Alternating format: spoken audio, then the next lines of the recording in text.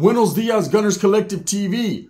Back at it? You already know. Like a motherfucking Mac addict. Bye. See, I said Mac addict. Bye. Bye. Look, in a Menudo style and direct fashion, we're going to get straight into the content of the day. But before we do, let's hit that like and subscribe button. Ding. Put your notification bell on all so that way you're directed in the direction of the dope content that I am kicking. And I highly appreciate all your support, man. We're going up on this channel. It's all because of you. And for that, I can say I'm very humbled and very much appreciative. So wow. So I seen an interview a couple days ago, man. And I was going to touch on this yesterday, but I had some other pressing issues. So I seen that little Toro did an interview, okay? And in the interview, he said that Woodie was an industry plant. That he was a plant, bro. Look it, brother. The conspiracy theories, all the bullshit that's ever been said about Woodie, man. Come on now. Stop it. I met this guy in real life. I had the privilege of partying with this guy, meeting him, very humbled, very real, very with the program, right? And I've met Little Toro. I've met both of them. And I can tell you right now, bro, I'm pretty sure you met Woodie back in the days, Toro. But there's no way in hell this Vaulto's an industry plant. Brother, you need to put a little bit of respect on the homie's name. See, a lot of the northern rappers that you have now, they all pay homage and give respects to Woodie. Whether you like them or not, you got to respect the road that he paved for a lot of rappers in Northern California. He is probably the most known, the most well-respected Northern California rapper that ever existed. And there's a reason for that. And it's not because he was white. And it's not because he was an industry plant. It's not because of any of that. Because all that shit doesn't matter or mean nothing. It's because he had rap skills. He represented his neighborhood, his barrio. He represented the cause. And he carried that torch when others weren't willing to do that. He went outside the box and maintained. And yeah, he's not here to defend himself and represent himself. And I'm not an active Norteno man, so I shouldn't feel no type of way. But because I have met that man, because I really know what it is, man, I thought that if for whatever reason, man, I should defend his honor, his legacy, and his name because he has that coming. He was a lit homeboy. He was with the shit, right? And regardless of what people think, you know, the whole Snoop incident and whether he did that crime and let Snoop sit down for it or whatever, Snoop's his homeboy. Snoop's solid. He did that. Ryan Woodie Wood, man, he did what he did. And we're just going to leave it like that. You know, whether it's true or not. But as far as Little Toro saying he's an industry plant, bro, if you don't stop it with that bullshit, right? If you don't go get some help, my brother, right? You just need to stop. Shout out to Little Toro, but trip out, bro. To say that, you know, Woodie was an industry plant is total disrespect. And you need to watch yourself, homie. You need to watch yourself. You know, I mean, you're entitled to feel how you feel and speak on what you want to speak on. That's right off the top. But, you know, when a Vato has passed away, you know, and he can't defend himself no more, you know, the best thing to do is let it go. Whatever your belief is, you're entitled to speak it and spit it. But when you're spitting it to where thousands of people are going to see, man, you're planting seeds and ain't shit going to grow. Because the truth is, there ain't no fucking way in hell that guy is an industry plant. That's some shit that you concocted in your mind, my brother. And regardless of how I feel, you know, you're the homie, man. I got love for you, man. I hope that you blow up 1,000,000 times over, right? That was uncalled for. That was definitely uncalled for, you know. And, you know, I'll reach out to you on the phone call and let you know personally. But I needed to put this video out because I wanted other people to understand that Woodie was nowhere near an industry plant. Woodie was none of that. Woodie was a Norteno striving for the cause that just happened to be a rapper. Or a rapper that just happened to be a Norteno. It's up to you to decide whatever you decide. But he is a man that is resting, man, and should be allowed to rest with his legacy intact. You know, ever since YouTube started talking about Woodie, there's a lot of people that have all these conspiracy theories on how Woodie was no good or how Woodie did this or did that or utilized his friends or utilized his connections to get places. At the end of the day, he was just like myself or any other Norteno that I had ever been around. He was just a homie that could happen to rap. You know, when it's an industry plant, they usually come out of nowhere. And I always hear these conspiracy theories, oh, Kevin Hart or this guy or that guy's an industry plant. What the fuck truly is an industry plant? Is it someone that said they put in place to take over everything? Look, the media is a juggernaut. This is the truth. The media can make or break you. They can make a star out of you overnight. Look at the Haktua girl. She's a fucking hillbilly from who knows where, right? But because she said something and they went viral and the media got behind her and everyone, now the most famous girl on earth is talking about sucking chorra. Literally. That's what you got to do to make millions. Just talk about sucking dick. There you go. Bam. The winner is. Okay. The most famous man right now is P. Diddy. Pretty much doing the same thing. What I'm saying is this, right? Industry plants, I hear about them all the time. There is no such thing as an industry plant. They don't put special people in position to take over the world. That's not what it is. Whoever wants to take over the world is already in control of it. Okay. It's just the media. When they feel that someone has that look or someone has that charisma or someone has whatever they have, they could put their touch on it and boom. Next thing you know, everyone's talking about it. It blows up. You know, with Woodie, he never got that type of opportunity. He never went international and toured overseas and did all that. He was a local Northern California rapper. And anyone who got to meet him, and I myself got to meet him, I'll tell you the story right now. For those of you that never watched my older videos, right? Yes, I did meet Woodie. He was just a homeboy, not an industry plant, was not sent to take over the Norteno movement. He's probably one of the most well-known Norteños. And the reason that is because he was a rapper. And because he's from the Bay Area and had legendary status in the Bay as far as being a rapper. You know, he did a lot of good, you know, for his people and a lot of bad. You know, when you're a gang member and you're out there representing, and he was out there during the war between North and South when upstaters, before they had the upstater labels, Southsiders, right? And Norteños were going at it daily, man. That was just like what you did. You woke up in the morning, you ate your fucking, papas and fucking chorizo with your fucking tortillas, threw on your Cortezes, your red belt, boom, got to it, hit the pavement. $10 in your pocket, fuck it, let's go.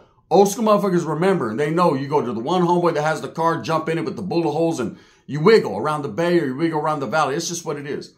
Anyways, when I seen little Toro say, oh, he's an industry plant, bro, that's paranoia, homie. That's paranoia, and I'm going to put you in position to get some type of help for that, brother.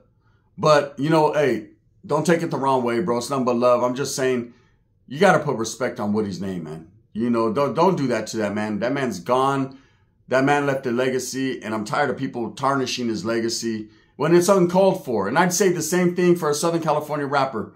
You know, it makes no difference to me, north, south. I'm just saying, you know, Woodie's name has been drugged for a while now with all these conspiracy theories. And I think it's about time people let that shit go. Now, trip out on this. How I met Woodie, right? When I was in the Youth Authority, there was a few homeboys there from Antioch. There was actually one homeboy in particular from Woodie's neighborhood. And so this was pre-Woodie being the rapper that he is, or that he was, you know, known to be later on. You know, this was just a homeboy. Well, they used to give us this little red book. Anyone that was in the Youth Authority remembers. Ask Dubs. He was in YA. He'll tell you. They used to give us this little red book. And guess what it said? Phone book. And what we used to do is we used to get all the homeboys directas. Hey, shoot your directa, homie. You know what I mean? You meet a homeboy solid. Hey, shoot your directa. And he'd put his address where he was going to parole to, or his number. I don't even know how many were fake, right? Homeboys would put their numbers or with their monikers, whatever, right? Hey, get at me, bro, when you get out. And everyone makes those promises. Oh, yeah, bro, we're going to hook up. We're going to party. We're going to bone bitch. We're going to do all this and all that, right? You know, whatever. You're young. Okay? And most homeboys, you forget their name is even in that telephone book. But that book right there, you don't lose. I guarantee when you're in the Youth Authority, that motherfucker goes everywhere with you. I've seen people yelling in the oil, I need my address book, because that has all your numbers and everything. Family, friends, whatever, right? And the cops know, man, that's not something to be played with. The address book is very important. You know, it's all your information. That and your fucking, your paperwork. So anyways, the homeboy gave me his direct. I gave him mine. Hey, when I get out, I'm a pro to my grandma's homes. I'm a pro here. Woo, woo. Hook up, let's hook up, man. We'll go. He goes, well, I'll take you out there, bro. Meet all the homies, this and that. Yeah, likewise, right? So when I got out on July 14th, 1996, true story, right? The first thing I did was tap in with a lot of homeboys from the book just to let them know I was out. Because, see, I was supposed to parole a week later. They gave me like a 3-4 day kick, right? So I let all the homeboys know, hey, bro, I'm getting out, whatever. I call my boys. They come swoop me up. The mission begins, right? We're already fucking out there. Gang banging, Mongolian dub, all that. So I happened to look in the phone book one day because we're talking about going out to Frisco, going out to the Bay, whatever. I said, hey, I got homeboys out there in Antioch. I didn't even know where the fuck Antioch was, to tell you the truth. I knew it was in the Bay Area, but I didn't know exactly, like, I couldn't pinpoint it on the map. I was like, yeah, I met a good-ass homeboy from Antioch, man. He's solid. Ooh, I wonder if what he's doing. I hadn't talked to him. Now, you got to understand, we had separated for a couple years. We met in Preston, right? So we had separated for a couple years, whatever. So I call him, boom. And this back in the days, old school cell phones, boop, Motorola shit, right? What's up? I'll say, hey, what's up, homie? It's the homeboy, whoop, whoop. Oh, shit, right? What's up, bro? I said, you out? Yeah. What you doing? Shh, in the hood, in the water, exactly what he said he was going to be doing. I said, me and a few homeboys, bro, we're thinking about sliding.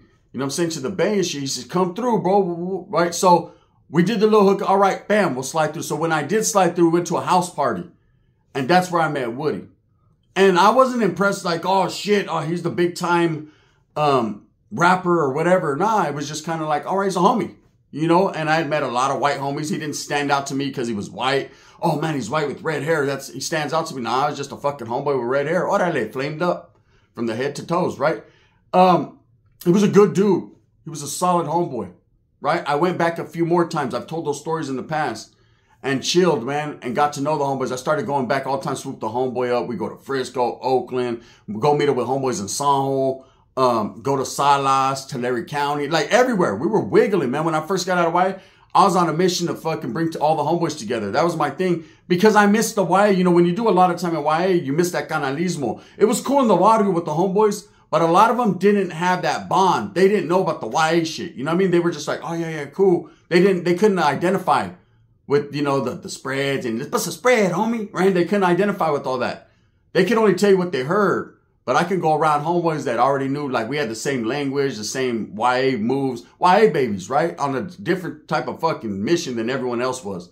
So I did meet Woodie, man. He was solid. He was cool. And later on down the line, he became a big, you know, well-known rapper in Northern California and started getting some, you know, earning some respect and gaining a lot of fan base and all that. And I used to tell the homies, man, I know that dude. Like, I met that dude or whatever, right? But it wasn't a big deal. Because I didn't meet him as a rapper. Like, oh, he's a rapper. Woo. You know what I mean? All jocking him and shit. I met him as a homeboy. So to me, we were on the same level. Like, oh, yeah, that's the homie and shit. Homeboys are like, yeah. Because, see, we called homeboys homies. That's the homie. We didn't say like, oh, yeah, that's a fucking dude I met. Fuck, yeah, he can rap good. Nah, it's like, that's a homie and shit. It's all good, right? Solid. So let's go fast forward. I see little Toro making this video calling him an industry plant. Bro, that's delusion. You're delusional right there, my brother. You know, another thing that I seen also in that video was that you talked about David Rocha, right? Sir Dino. And for whatever reason, here's the crazy thing. You guys want to hear a crazy thing? Here's the crazy thing, right? I seen that video and what he said about Dino. You know, David Rocha, Pastor David Rocha, who's changed his life and is rocking that ministry, man, for everyone and helping as much people as he can. Well, I had a conversation with Toro the other day.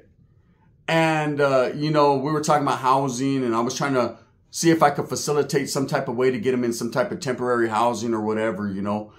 And I was like, hey, bro, I don't know much. I know what I know and that's about it, right? But I was like, trip out. Hey, bro, I'm going to see if I can get a hold of David. I got his phone number in one of my other phones. He was like, David. I said, yeah, Sir Dino. He's a pastor, man. I know he helps people in his community. You know, I'm going to see if maybe he could put you in some type of position. I'm going to give a phone call. Now, ultimately, I wasn't able to get his number from the homegirl. She lagged on it, right? Because I didn't have it in my phone no more. And I know there was a couple other people I can get it from. But then that video popped out and I was like, wow, I don't know if I want to do that anymore for him. Not that I don't want to help Toro. Of course, I want to see him, you know, get some situation where he's living right. But I was like, I don't know if I want to ask David because of some of the things he said about him, you know. But I was already thinking like that, you know, and then he pops out with this video. It's crazy, right? The energy you put out in this world is the energy you're going to get back, man. I understand that, you know, drama and talking down on people makes, you know, the views look good or doing things. But at the end of the day, man, there's certain people that are sacred that you shouldn't touch on or things you can't touch on, right? Again, you can speak on whatever you want to speak on. More power to you. But, you know, as far as like Woodie being an industry plant and all that, come on. And as far as Dino being, you know, just talking derogatory on his name, the man changed his life, man, and I'm so happy for him. You know? Lil Toro, reach out, bro. Call again. If I don't answer, it's because I'm busy with torta, right? But call again so I can get at you. But I'll tell you guys this. You know, I could say as far as Woodie goes, is he controversial? Yes, a little bit. A little bit, man. I think the whole Snoop thing when it came out, shout out to Killer Chronicles, because he was the one who brought it out like in depth and probably hit people to the skip, but made people aware of that issue. You know, people have always wondered and thought, was Woodie the killer in that situation? And I guess we could speak on it a little bit more now that he's passed away and he can't be charged. And that was even brought up a little bit a while back, even more so by AWAX, the rapper, man, when he said that there was a note that Woodie left behind that Woodie's mom was in possession of. We don't know, right? I never seen nothing like that or heard besides what Wax says. And I ain't got no reason to deny what he's saying, you know. That was his homeboy in real life. You know, so he's going to feel some type of way. I don't think he would ever try to tarnish Woodie's legacy. I think AWAX, Tone, and them guys continue his legacy righteously, you know, all the time. They represent him. So I think he just wants, you know, their homeboy Snoop or whatever, man, to get his justice. You know, we got a guy that's sitting down for 30-something years, man. It's already been sitting down for a long time. And if he didn't do that crime, man, there's nothing more solid than that right there. Someone who took one on the chin for the homie and just wrote it out. But Woody's gone now, right? So, yeah, that story does need to come out. If it's true, and I don't know if it is or not, it does need to come out, man, to, you know, possibly help that Vato Snoop get out, man. You know, for those of you that don't know the background, this guy Snoop, go to Killer Chronicles. There's a video, man, on it. And you guys will see what I'm saying. But, you know, there was a Snoop and his homeboy looked very similar looks, both white. Snoop ends up getting caught up for a murder that people are saying that Snoop committed, that Snoop left cryptic messages and songs. And Snoop's been down for over 20-something years, almost 30 years.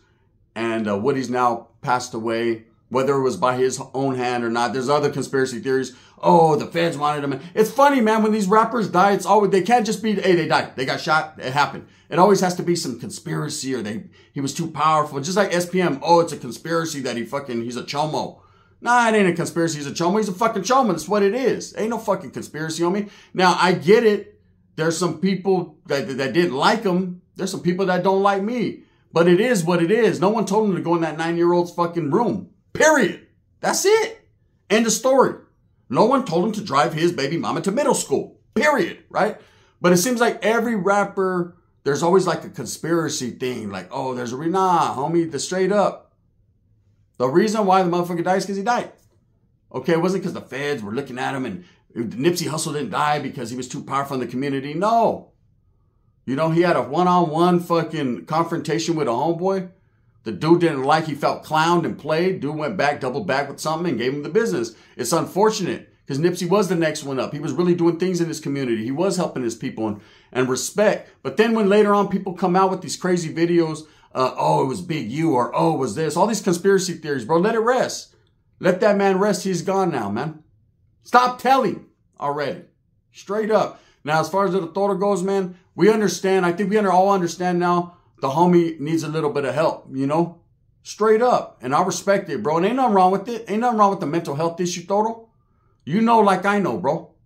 You know, and you also know, bro, I'll give you the righteous game and try to help you as much as I can because that's what I do, bro. You know, I consider you a little homie, bro. And I consider you someone, man, that I will always bless and try to help if I can, you know? But at the same time, this is my form of helping you. Stop talking about Woodie like that, bro.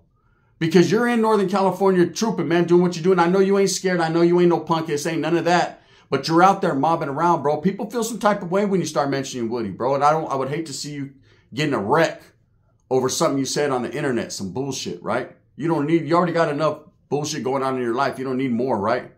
So I advise everyone, and this is just advice, knowledge you can't get in college, uncut, no added preservatives, all that bullshit, right?